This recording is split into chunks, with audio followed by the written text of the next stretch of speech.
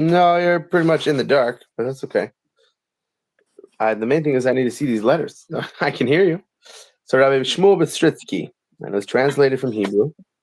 So he wrote on different things of the Rebbe's Mivtzoyim, and we're going to go to Mivtza Purim. There's a bunch of different sections, and we'll try to get through as much as we can until we got to go. Okay, give me a second. And there we go. All righty. So, the source of the mitzvah. Okay, so Purim. The Rebbe says in Likutei Sichos, Volume 4, page 1284, it is an obligation and privilege to try as much as possible, and especially those who have an influence upon their surroundings, to publicize wherever they reach the greatness of the merit of these mitzvahs and that it is possible to fulfill them very easily, and to publicize that every single boy and girl who reaches the age of mitzvahs are required to perform them. Not only that, but even young boys and girls that have reached the age of education, and it's not just bar mitzvah, but even kids who are b'nei chinuch, they're old enough to understand what they're doing, should fulfill these mitzvahs themselves. And it is for sure that this effort will succeed, and the multitudes amongst the Jewish people who fulfill the mitzvahs of Purim will increase. Source of the mitzvah. So this whole mitzvah was started in 5721, which was, I guess, 1961. One should endeavor, this is from a letter of the Rebbe Yud Alf Adar Tafshin Lamed Zayin. One should endeavor that every single individual, male and female, will fulfill all these mitzvahs of Purim with all their details in the appropriate way. What? Wait, what do you mean? Before 1961, there wasn't this idea? There wasn't a mitzvah. Yeah, I guess not. Huh. It says this mitzvah was introduced in 5721, where the Rebbe started pushing, go out there, spread all the mitzvahs of Purim to the public, to do it as a mitzvah. Was the Rebbe, the first time the Rebbe really spoke about it, is Tafshin Chaf Aleph. And now this letter is from Tafshin Lamed Zayin, so 77. So these efforts can be made through speech, speaking with words that come from the heart in this regard, and also through action, in that place and in any matter that is necessary. Finding a reader for the Megillah during the day, also for the Parsha of Vayave Amalek, providing portions of food, preparing for performing the mitzvah of Mishleach Manas, giving 2 ready portions of food, coins for fulfilling the mitzvah of Matanas Lavyonim, giving gifts to the poor. It is also good to include a digest of the laws of Purim and its necessities. In any event, there should be a digest about the days of Purim and the significance of the miracle.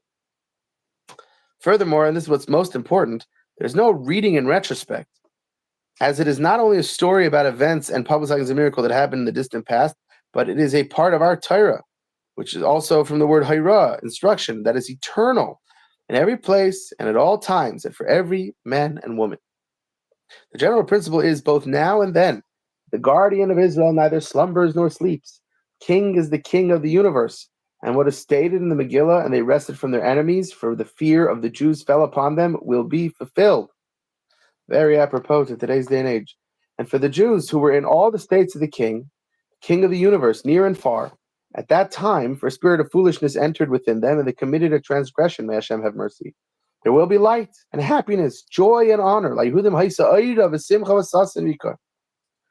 In the literal sense of the passage, and also according to all the commentaries of our sages in this. And every single man and woman who will fulfill the commandment, when Adar begins, and on every day of the month, they will increase in joy with truth and simplicity, and particularly with the joy of the mitzvah. Now, in Likutei Sichos, so the next part is from Likutei Sichos again, Chelik Daled, like we just read from before, same page. Among the 4 mitzvahs of Purim, the mitzvahs of giving Mishleach Manos and gifts to the poor are unified by their purpose of bringing people closer and unity. Like we said yesterday, lehisrabes, reus, basically to increase in camaraderie. Furthermore, the actual fulfillment of these mitzvahs is the action of bringing closer and the connection of the giver of the portion and gift with the recipients, whether they're his friends or a poor person.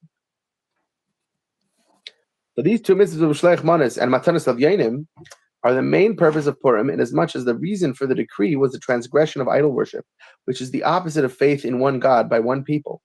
Therefore, these mitzvahs, the essential content of which is to unite the Jewish people, which are a part of actual godliness above, are the main point of the festival of Purim. In this context, we see that the Holy One invested in creation in such a way that the most essential things that a person needs are the easiest to achieve. And just as this is the case with our physical needs, so it is with the needs of the soul. Both of the main mitzvahs of Purim are much easier to keep than the rest of the mitzvahs of Purim.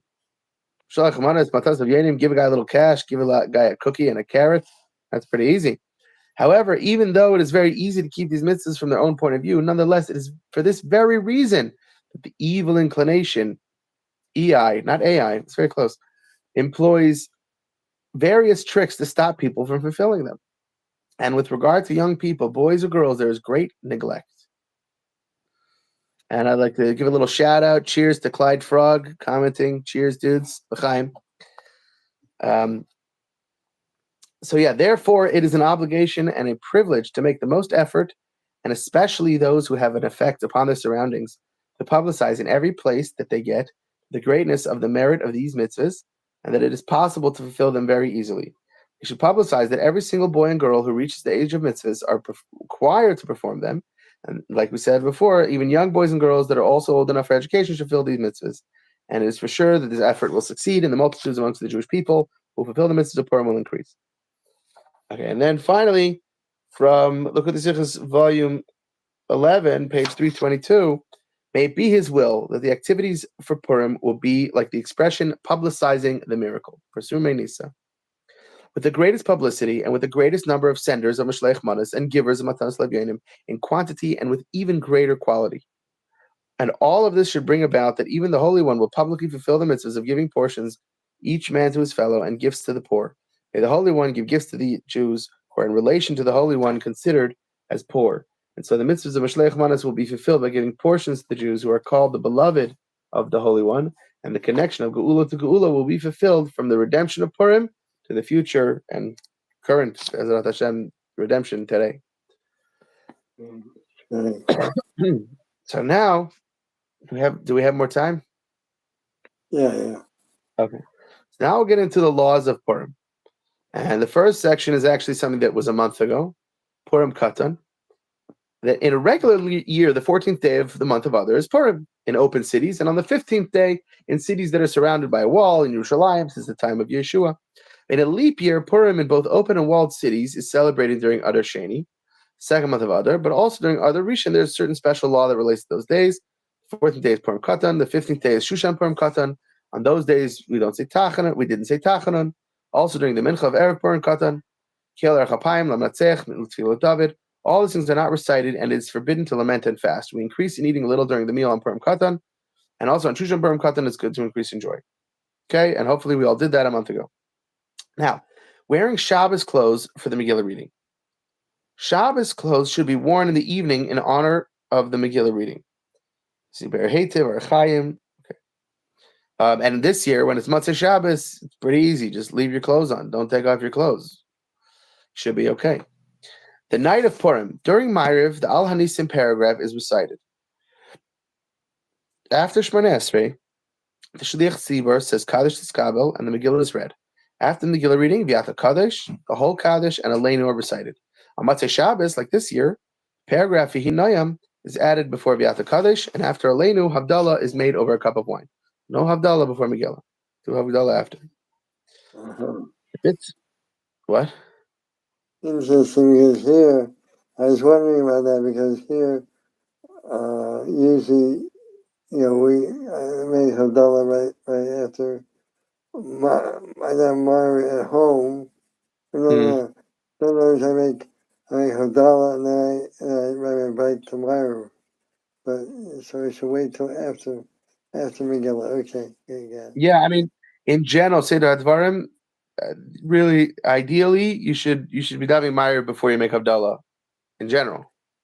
Yeah, but sometimes family doesn't. Right. I hear. So yeah, I mean, if that's the case this time, I mean, Mommy's gonna stay up for Megillah. No. Yeah, Mommy's coming to Megillah. Yeah. Okay, so then don't make Havdalah right away. First go hear Megillah, daven Ma'ariv, hear Megillah, and then you'll hear Havdalah together. Actually. Right. They'll make it right after Havdalah. They'll finish the last bracha, Sheshanas Yaakov, and make Havdalah. I mean, you'll say Aleinu. You'll do Aleinu, like we said, V'hinayim, Ata Kadesh, Aleinu, and finish Kaddish, and then you'll do Havdalah in Shul. I'm sure Rabbi Mendy will do it there. Good. Okay. Good. The mitzvahs of the day. Our sages introduced 4 main mitzvahs to be performed on Purim day, and all of them begin with the letter Mem. That's what we talk about. What are the 5? What's the 5th? Max is the circle. That's not on Purim. We did that today. I haven't done it yet. If you don't do it on Tainus Esther, you could do it at Purim. But if you're going to Mincha at Chabad, Rabbi Cohen will probably have Machzah Shekel there then. Right. Yeah, usually people do that on Tainus Esther. They don't do it on Purim. And it's not an exclusive mitzvah for Purim. It's But B'davka Purim day, and not at night, but Purim day, there's a mitzvah. 4 mems, Mikra Megillah, reading the Megillah, Mishteh, the big feast, Mishteh v'simcha, drinking and rejoicing, feasting and drinking, l'chaim. Mishleach manes, giving 2 portions of food as a gift, and matanis lev yonim, gifts to the whole. The time for fulfilling the mitzvahs of the day is until sundown. And after the fact, if you didn't do it by sundown, oops, I forgot to, give matanis lev yonim, etc., you can do it until nightfall. And one who reads the Megillah after sundown does not recite a bracha, but if someone didn't do it, they should still do it because they still fulfill the mitzvah. They just can't say a bracha. So the festival of Purim is a happy day, and it is forbidden to lament and fast. So anyone who's going to be all depressed and get all bummed out, just take it out of here. Just wrap it up in a bag and chuck it away. Reading the Megillah. Okay, so let's do the first mitzvah, reading the Megillah. So what about a kosher and non-kosher Megillah? The Megillah must be read at night and during the day from a kosher Megillah that has been written in ink on parchment. When a congregation does not have a Megillah at all, or does not possess a kosher Megillah, meaning it lacks a complete section or several words at the beginning or at the end, everyone should read from a chumash individually without a blessing. And 7, an individual who only possesses an invalid Megillah should read from it without a blessing. That's all they got. Folding the Megillah like a letter or like an epistle, whatever. The Jewish custom is that during the reading of the Megillah, the scroll should be opened and folded like a letter. It is not read while it is wound up like a Torah scroll. Chabad custom is to fold the Megillah like a letter in 3 parts. This action of folding the Megillah like a letter is done before the blessings to prevent a break between the brachas and the beginning of the reading. So before you start, get it set.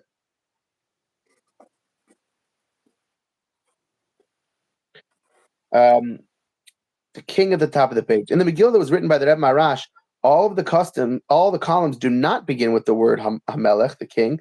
The 10 sons of Haman do not occupy a column by themselves, which is the custom by several Megillahs. Some of the Megillahs, they wrote it in a way where every column, except for the first one, starts with the word Hamelech, like Rabbi Ferris's Megillah is a Hamelech Megillah.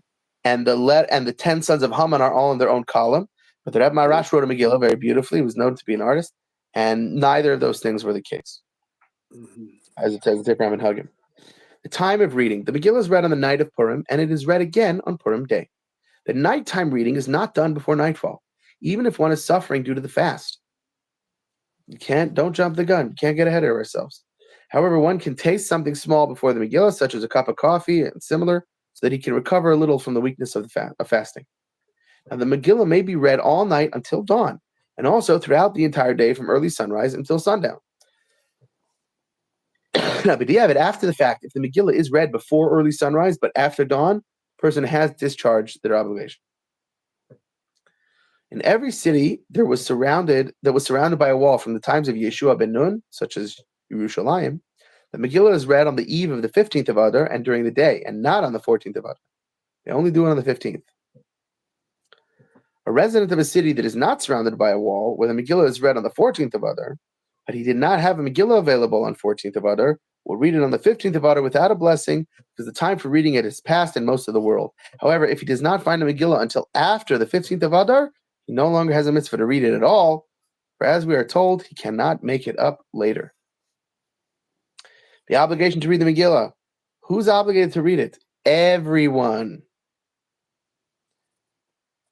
Women have the same obligation as men to read the Megillah, even though this is a positive time-bound mitzvah, because they're also connected to this miracle, since Esther, Megillah's Esther, played a central role in the Purim miracle. She was not a supporting character. But is the mitzvah to read it or to hear it?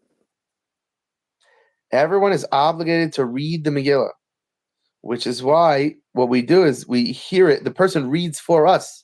It's a shliach, just like reading the Torah. It's really our mitzvah. We make a bracha. I'm supposed to be reading that aliyah. I have this guy because I don't know how to read it properly, so I have this guy who reads it for me, which is also why we don't say Baruch Hu Baruch Shemai or anything, because this guy's being might see us. It's my mitzvah to read the Megillah. He's doing me a favor and doing it for me, because I don't know how to do it. Even little children must be educated to hear the Megillah reading, but small babies that make a noise and may interrupt the concentration of the listeners should not be brought. See Mishnah Brura, Siman 689:18, that from the viewpoint of education, every father should keep his little children with him and watch over them to make sure that they will hear the Megillah.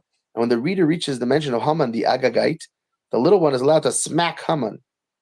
However, this should not be the main reason for bringing a small child to shul. Now, reading the Megillah in public. So what about not in shul? So it is a choice mitzvah to read the Megillah in public and in shul, because in public glorifies the king. Get crowds, get it all, big public place. At the very least, one should try to hear the Megillah with a minyan. However, if one is not able to do so, he should read it individually from a kosher Megillah and recite the blessings both before and afterwards.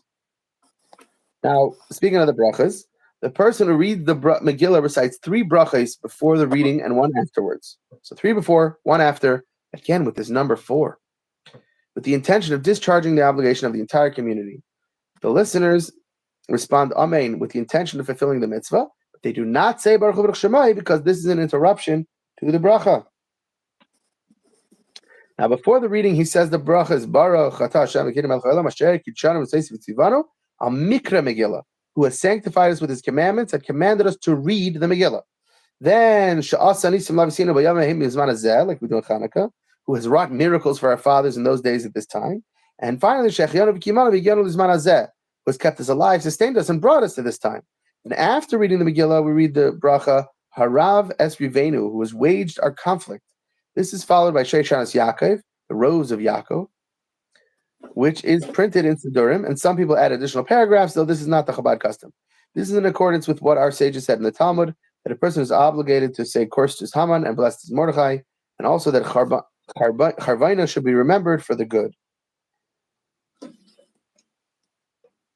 And the Ramah writes, and Yisrael Shir Shaveda writes, it is written that it is necessary to recite the bracha Harav Es Rivenu with intent and great thanksgiving. And the Chabad custom is to recite the brachas after the Megillah, even if there's no minyan. We still say the brachas Harav Es Rivenu. And it's forbidden to interrupt by speaking until the Shliach Tzibur has finished the bracha. Whoever's reading can't do it. The Rebbe would recite the brachas before the reading and afterwards with the reader, both at night and during the day. He would say the brachas to himself. And then he would read it from his own kosher Megillah as well. So if you're supposed to do that, speak to your LOR. It's not necessarily what we call a Hira L'Rabim, but the Rebbe used to do it. The Rebbe used to say his own brachas and then read from his own kosher Megillah. So ideally, it would seem to imply that if you have a kosher Megillah and you're folded up properly and you can read it alongside the reader with all the right pronunciations and everything, you should do that, because really the mitzvah is to read it, not to hear it. And one should not speak between the... What? I have to go. Okay, hold on. We're almost done with this paragraph. Can we finish it? Or Yeah, finish it. One should not speak between the brachas in the beginning of the reading, and if he did speak, he must go back and recite the bracha again. When a person who has already discharged his own obligation for reading the Megillah is now reading for somebody else, it's preferable for one of the listeners to say the brachas if they know how. And if he's reading for a woman, some opinions state that she should say the bracha herself while standing. And if the reader says the brachas for her, he should say Asher Kishanu V'Seisiv V'Tzivanu Lishmaya Megillah, to hear Megillah, because she's just listening to it, not reading. Okay. Now we're up to the method of reading. But all right, you got to run. All right. Have a great rest of your fast and lots of love. Good night, everybody. Sunday we're not gonna learn, huh? Yeah, I don't know if we're gonna learn Sunday. It's gonna be Purim. Maybe we can find some time tomorrow, Erev Shabbos. Okay. Come around. Okay. Okay. Talk to you. I love you.